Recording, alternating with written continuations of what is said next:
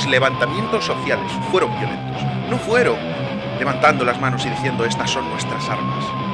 Así que, esos gilipollas que decís que la violencia no vale para nada, repasad la historia. Y no hace falta irse muy atrás.